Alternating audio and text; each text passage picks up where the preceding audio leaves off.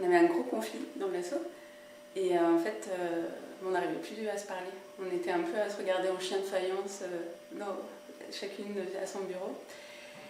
Et du coup, en fait, c'est vrai qu'en général, on arrive à se parler, à mettre les choses un peu à plat, mais là, c'était trop, ça cristallisait trop de choses. Du coup, on n'y serait pas arrivé toute seule. Donc, on s'est dit que ça serait bien de faire appel à une tierce personne.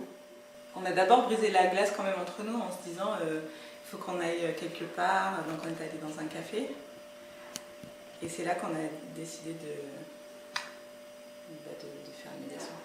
On ne savait pas trop en fait si ça allait marcher, si ça allait être utile, tu vois. On s'est dit bon en fait on va parler mais est-ce que ça va vraiment nous servir? Est-ce que finalement on n'a pas les outils aussi de notre côté vu qu'on travaille sur des choses pour faciliter le dialogue entre les personnes, etc. Est-ce que nous on n'aurait pas les ressources aussi Je pense que du coup on était un peu dubitatifs, mais bon on s'est dit de toute façon là où on en est, il faut tenter quoi. Et en fait c'est la présence d'un tiers, d'un médiateur, c'est marrant parce qu'on se dit vraiment les choses autrement, quoi. Enfin, c'est reformulé, je sais pas, il y a quelque chose qui fait que c'est entendu. La première séance, on s'est dit, en fait, qu'est-ce qu'il a fait? Il a juste reformulé des choses qu'on disait. Mais en fait, c'était pas grand-chose, mais on n'était plus capable de le faire, quoi. Parce qu'il y avait trop de... J'avais pas cette image vraiment bienveillante et tout ça. Je pensais que c'était des techniques un peu plaquées et tout ça, et pas du tout, en fait. C'est quelque chose qui est adapté à la situation, qui parle vraiment de ce qu'on est au moment au moment T. Ça a vraiment apaisé les tensions. Après, ça nous a donné aussi des petits tuyaux sur comment réagir avant que ça devienne trop tendu pour qu'on se retrouve dans la même situation où on est complètement bloqué. Du coup, un peu des petits rituels. Ça nous a refait aussi poser les choses sur pourquoi on est ensemble et pourquoi on a envie de continuer. On s'est vraiment questionné sur ça. Est-ce qu'on a envie de continuer ensemble? Pourquoi on a envie de continuer ensemble et qu'est-ce qui nous unit, quoi. Là, on traverse quand même une crise dans l'asso et je pense que si on n'avait pas eu la médiation, ce serait déjà terminé, quoi. Ouais, je pense. Parce que là, c'est plus une crise financière, mais ça nous a ressoudés, ça nous permet de l'affronter de manière beaucoup plus sereine qu'avant. On ne sait pas si ça va tenir, mais je veux dire, en termes financiers, tout ça, l'asso, si on va perdurer, mais en tout cas... Déjà, au pire, ça nous permet de terminer en bon terme, et au mieux, ça nous permet de rebondir et de remobiliser en fait, notre énergie sur des choses qui ne sont pas du conflit, quoi. Des choses un peu plus positives. C'est le truc que tu dis, oui, ça on va le faire quand on aura le temps. En fait non, c'est ce qu'il faut faire en premier et le reste peut-être après, quoi. Après, voilà, je ne sais pas ce qui peut déclencher le fait d'aller demander une médiation. Parce que je pense que quand on en arrive à un point où on ne peut plus se parler, où on est vraiment bloqué, etc., le dernier pas qu'il nous reste à faire, c'est de demander une médiation. Il faut avoir le courage de le faire, quoi. Donc l'économie sociale et solidaire, ça représente les associations, les coopératives, les mutuelles. Ça représente près de 2,5 millions d'emplois en France. Donc c'est une réalité professionnelle pour des structures, des organisations qui se reconnaissent dans des valeurs communes et qui partagent une vision de l'économie au service de l'utilité sociale. Pourtant, ces organisations, comme toute organisation humaine, elles sont traversées par des conflits. Et peut-être ici, plus qu'ailleurs, ces conflits sont tabous. Et peut-être que la genèse de ces conflits, elle s'explique aussi par la spécificité de ces organisations. C'est-à-dire des organisations où il y a des relations de travail qui sont très affectives, des organisations où il y a peu d'espace de dialogue social, et où il y a aussi un flou dans la répartition des rôles entre des administrateurs bénévoles et des salariés. Donc peut-être que c'est aussi dans ces spécificités-là qu'on puise en fait des sources de tension interne. Voilà, c'est ce qu'on aimerait explorer en fait à travers cette table ronde. Et peut-être aussi se dire que ces conflits, ils peuvent avoir des conséquences très lourdes, déficit d'image, fuite des bénévoles, difficultés économiques, mobilisation du Conseil des prud'hommes. Et la question qu'on se posait à travers l'organisation de cette table ronde, c'est de savoir comment on peut aider les acteurs de ces organisations à avoir un autre regard sur les conflits et de se dire qu'à travers ces conflits, comment ces conflits nous redonnent de l'information sur comment fonctionnent nos organisations et comment on peut trouver en fait dans ces conflits-là une source de créativité, d'innovation pour nos organisations. Donc, bonjour à tous. Peut-être donc en introduction, on parle d'économie sociale et solidaire. Moi, je vais parler essentiellement d'une des familles, qui est la famille des coopératives, et au sein de la famille des coopératives, d'un tout petit champ qui est celui des SCOP et aussi des SIC, donc des coopératives de production. Il y en a 500 dans la grande région Auvergne-Rhône-Alpes, 3000 au niveau national. Et donc j'accompagne ces coopératives, alors sans rentrer dans un grand exposé sur ce statut, il y a quelque chose c'est des entreprises, en moyenne 17 salariés, enfin 17 ETP, donc on est dans ma très petite entreprise, et elles ont des règles particulières liées au statut, qui est notamment celui de la double qualité, à savoir que les salariés sont aussi les sociétaires de leur entreprise. Donc double qualité, double casquette, je suis salarié et associé de ma coopérative. Et les deux sont très liés. Et donc si on parle, et quand même deuxième règle importante, c'est qu'on pratique la démocratie dans l'entreprise. Par exemple, les grandes décisions d'associés se prennent selon le principe un associé égale une voix, qui pour le coup est commun à toutes les familles de l'ESS. Donc cette double qualité plus la pratique de la démocratie et aussi des valeurs très fortes que sont l'égalité, l'équité, ou tout simplement une logique de justice sociale. Donc pour aussi faire le lien avec ce qui était dit dans la table ronde précédente. Donc avec tout ça, des spécificités, oui, il n'en manque pas. Je sais pas, je dirais, ne serait-ce que peut-être le plus évident, à titre individuel, je suis salarié, à ce titre-là, le droit du travail s'applique, je signe un contrat de travail, donc un lien de subordination, où j'ai une logique hiérarchique, aussi de rendre de compte, de contrôle. Et en même temps, à d'autres moments, je vais être associé, ma coopérative, où là, on va plutôt pratiquer l'égalité et la pyramide est complètement inversée, puisque c'est les salariés, enfin les associés, qui nomment des dirigeants, selon ce principe, un associé égale une voix, et leur donnent un mandat de les diriger. Voilà. Donc lien de subordination, et puis de l'autre côté, principe d'égalité, ça peut provoquer effectivement des tensions intéressantes. Ça se joue globalement entre l'intérêt individuel des personnes et puis l'intérêt général du collectif qui suit un projet, qui cherche la finalité étant le développement d'un projet commun, jamais trop une finalité financière, jamais en fait. Alors, CPIE Savoie-Vivante est également un point d'appui à la vie associative qui fait partie d'un réseau qui s'appelle Savara sur Auvergne-Rhône-Alpes et qui rassemble 27 associations et qui donc offre un service gratuit à l'ensemble du monde associatif. Et notamment pour les associations qui sont non fédérées et voilà, qui n'ont pas forcément d'appui et de ressources au sein de réseaux et de fédérations. Donc dans ce cadre-là, moi je suis plutôt en contact avec, et puis rappeler également que les associations c'est 90% d'économie sociale et solidaire, mais que dans ces 90%, quand on dit association, on parle depuis l'association de bénévoles qui n'a aucun salarié jusqu'à de grandes, des milliers. Donc avec des diversités de situations très grandes. Donc nous, en fait, notre intervention se situe sur principalement des petites associations, souvent mono-employeurs. Donc dans des situations conflictuelles, on peut avoir la question des conflits au sein des équipes bénévoles et d'administrateurs sur le projet, sur le pouvoir, sur le leadership, sur comment on gère l'association. Et puis après, des natures de conflits entre employeurs et salariés qui viennent interroger essentiellement la fonction employeur. Donc la gestion des ressources humaines avec des bénévoles qui n'ont pas forcément, qui sont entrés dans une association à un moment donné sur un projet et qui n'ont pas eu l'intention de devenir employeur ou dirigeant, donc sur ces questions-là.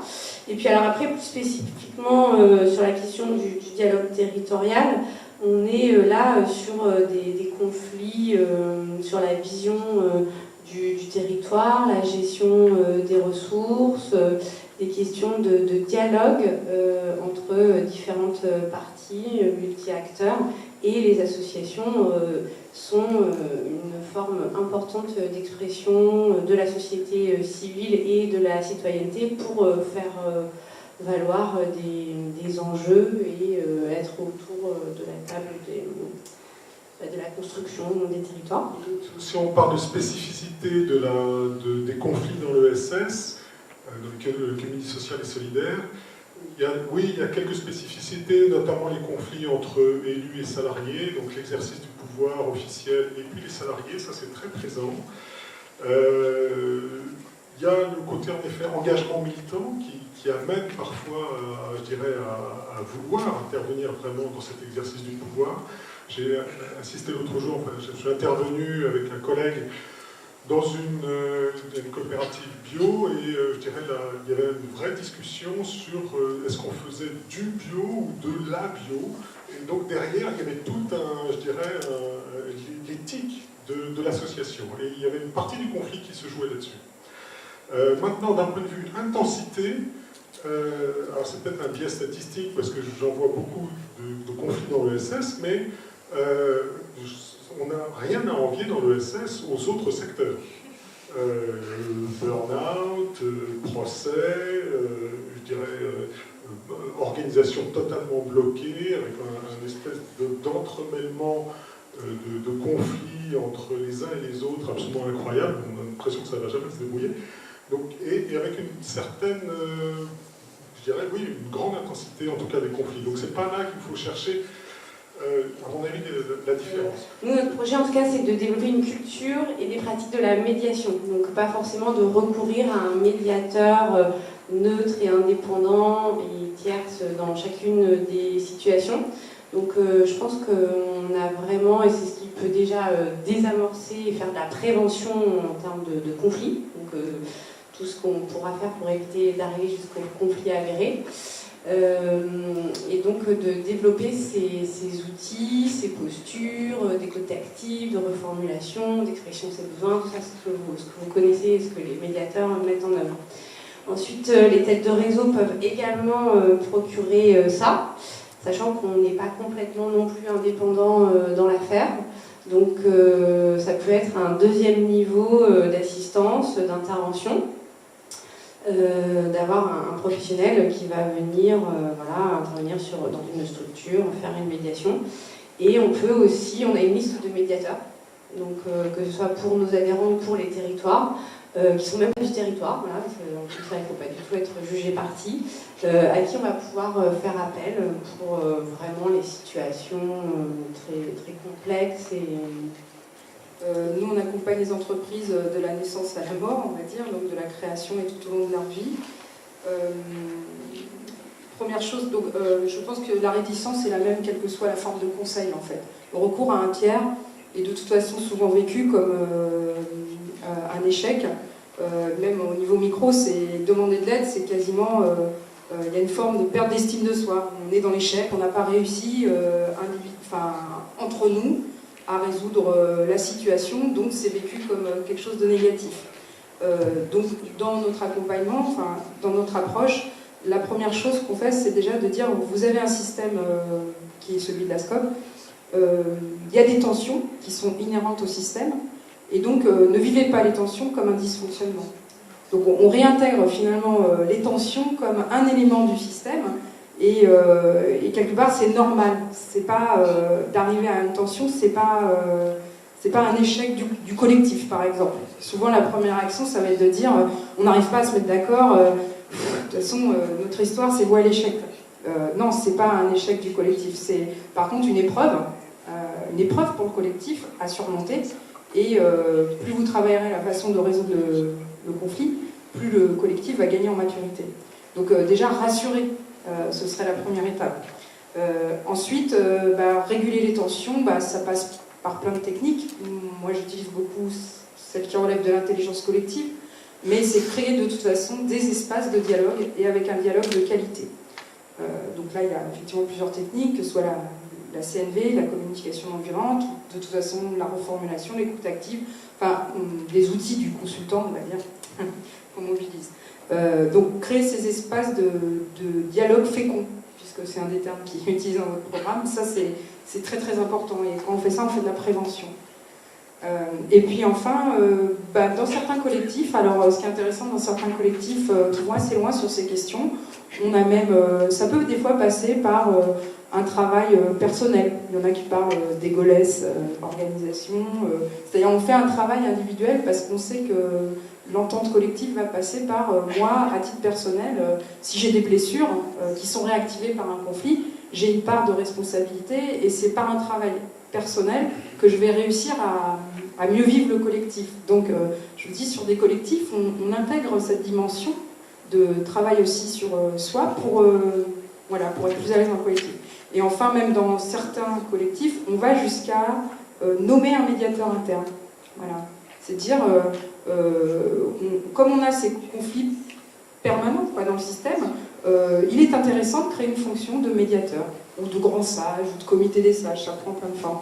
Et souvent, ce que j'ai vu d'intéressant, je suis peut-être un peu long, mais ils utilisent pour ça ce qu'on appelle l'élection sans candidat.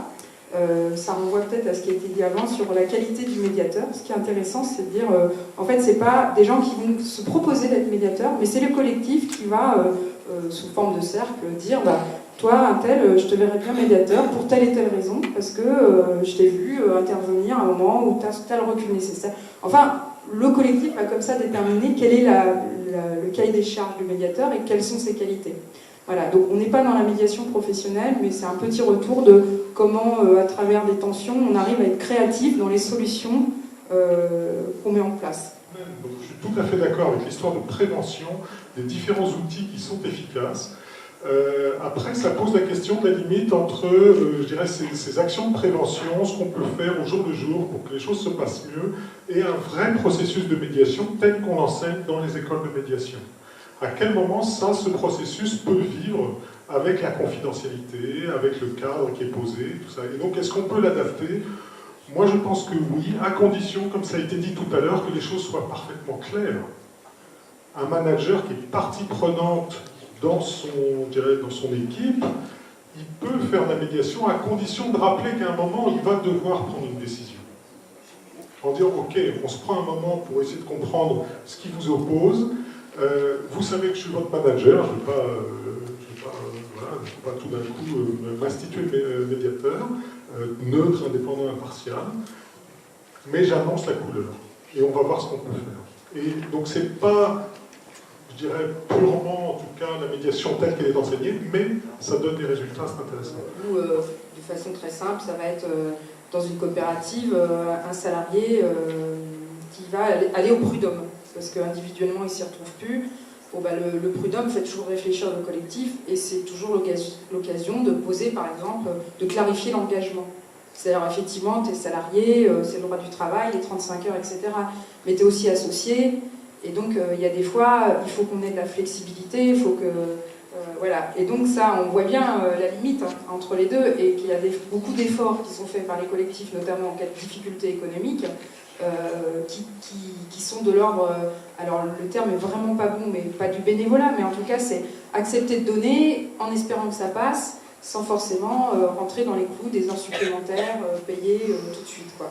Donc ça, on est parfois limite, parce que voilà, de façon pragmatique, on fait les choses. Donc, et collectivement, ça a du sens pour nous, et c'est pour ça qu'on le fait. Mais en cas de... Voilà, ce qui va s'imposer, c'est la justice, et au prud'homme, ça ne compte pas. Donc ça interroge toujours sur, ok, il faut qu'on clarifie ce qui relève du salariat, ce qui relève du fait qu'on est associé et qu'on va aller au-delà en termes d'engagement. Et voilà, souvent, ça passe par un conflit ou quelqu'un qui va remettre à travers la saisie des prud'hommes, qui va obliger à se re-questionner, quoi.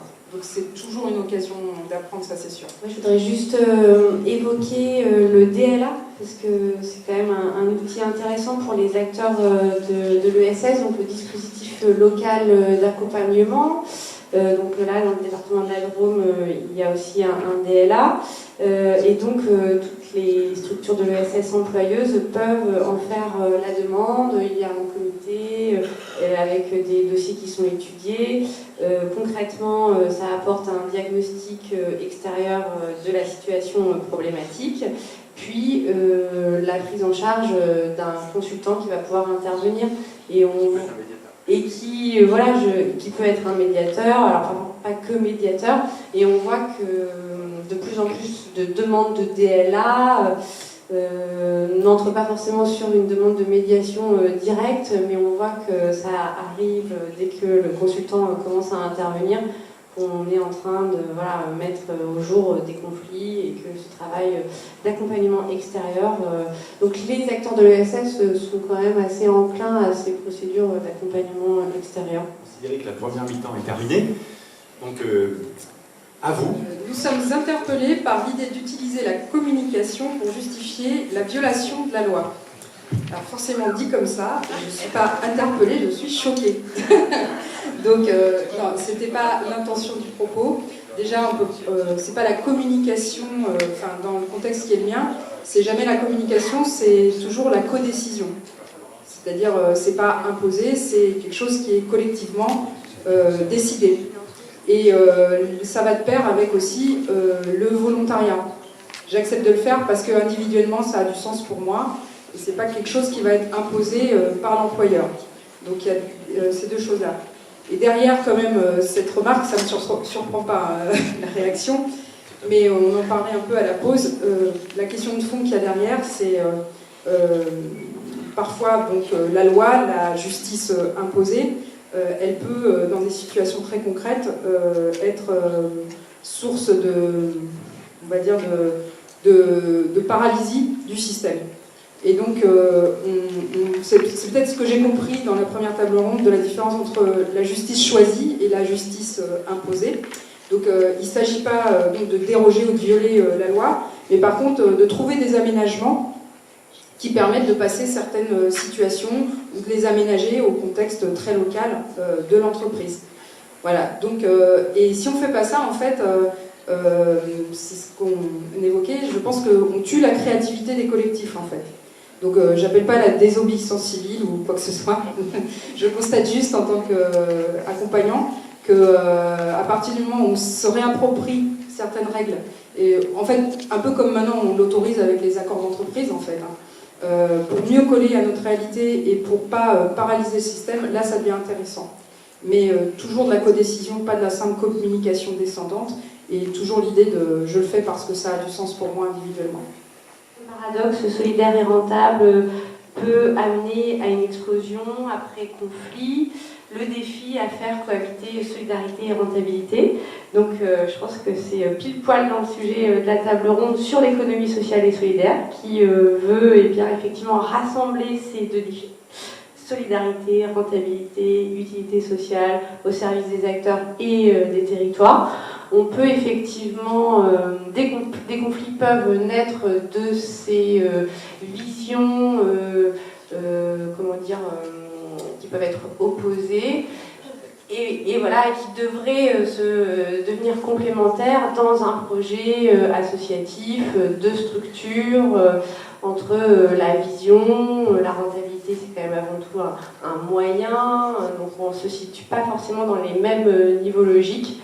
D'où l'importance de clarifier le projet dans sa globalité et de ne pas mélanger les enjeux. Existe-t-il des financements pour faire intervenir un médiateur? En fait, le financement, il est dans l'entreprise.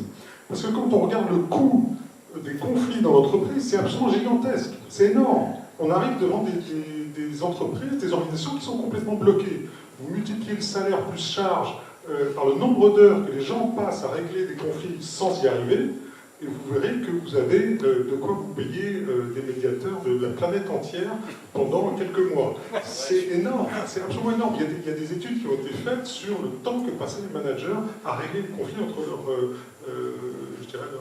collaborateurs. Le lien entre animateur, consultant, médiateur, c'est quoi le lien entre ces nouveaux métiers? Peut-être que si médiateur, il y a tout de même un cadre spécifique. C'est des nouveaux métiers peut-être qui sont nés avec je ne sais pas comment on peut appeler ça, la folie de notre société. La complexité de notre société, c'est vrai.